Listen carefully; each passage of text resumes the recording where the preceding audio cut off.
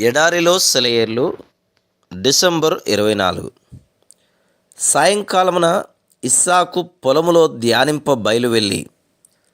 ఆదికాండము 24:63. మనం ఎంత ఒంటరి వాళ్ళమైతే అంత మంచి క్రైస్తవులమవుతాం. ఎంత తక్కువ పనిని తలపెడితే అంత ఎక్కువ సాధిస్తాము. ఎక్కువ సమయం ప్రభుతో ఏకాంతంలో గడుపుతూ ఆయన కోసం ఎదురు చూడాలి. కానీ మనం లోక వ్యవహారాల్లో తలమునకలుగా ఉంటున్నాము. మన హడావుడి అటు ఇటు పరుగెత్తుతూ ఉంటేనే ఏదో పని చేసినట్టు అనే భావం మనలో పాతుకుపోయింది. ప్రశాంతతలోనూ నిశ్శబ్దంలోనూ మనకి నమ్మకం లేదు. మనం ఏదో ఒకటి చేస్తూ ఉండాలని తహతలాడుతూ ఉంటాం.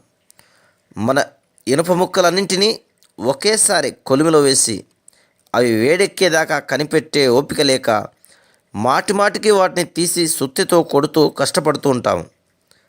అయితే నెమ్మదిగా మనలో మనం ధ్యానం చేసుకునే సమయమే అన్నిటికంటే లాభకరం.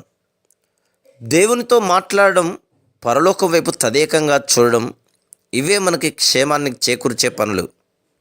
ఇలాంటి ఆరుబయటి అనుభవాలు మన జీవితంలో ఎన్ని ఉన్నా అవి తక్కువే.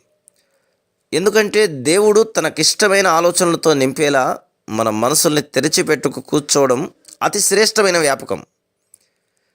ధ్యాన ముద్ర మానసిక ఆదివారం అంటారు. మన మనసుకి సాధ్యమైనన్ని సార్లు ఈ ఆదివారాన్ని కల్పిద్దాం. ఈ సమయంలో మనస్సు ఏమీ పనిచేయక నిశ్చలంగా పైకి చూస్తూ గిద్యోను పరిచిన గొర్రెబొచ్చులాగా దేవుని ముందు పరుచుకొని ఉంటుంది. ఆ గొర్రెబొచ్చు తడిసినట్టుగా పరలోకపు మంచుతో మనసు తడుస్తుంది. మనసు పూర్తిగా ఖాళీ అయిపోయే సమయాలు అవసరం. ఏమీ చేయకుండా, ఏమీ ఆలోచించకుండా ప్రశాంతంగా మేనువాల్చి విశ్రమించే సమయాలు అవసరం. ఇలా గడిపిన సమయం వ్యర్థం కాదు. జాలరి వాళ్ళు తమ వలలను బాగు చేసుకునే సమయం వ్యర్థమని ఎప్పుడు అనుకోరు. గడ్డి కోసేవాడు తన కొడవల్ని సానబెట్టుకునే సమయం వ్యర్థమని అనుకోడు. పట్టణాల్లో నివసించే వాళ్ళు ఇస్సాకులాగా సాధ్యమైనన్ని సార్లు జీవితపు హడావిడిల నుండి దూరంగా పొలాల్లోకి వెళ్ళిపోవాలి. వేడిమి, శబ్దం, త్రొక్కిసలాటల నుండి దూరంగా ప్రకృతికి చేరువగా వెళ్తే ఎంతో ఊరటగా ఉంటుంది. అది హృదయాలను సేదతీరుస్తుంది. పొలాల్లో షికారు, సముద్రపు ఒడ్డున నడక, పూలు పూసిన మైదానాల్లో కాలం గడపడం నీ జీవితంలో భారాన్ని తేలిక చేసి హృదయాన్ని సంతోషంతో, తాజాదనంతో ఉట్టిపడేలా చేస్తుంది.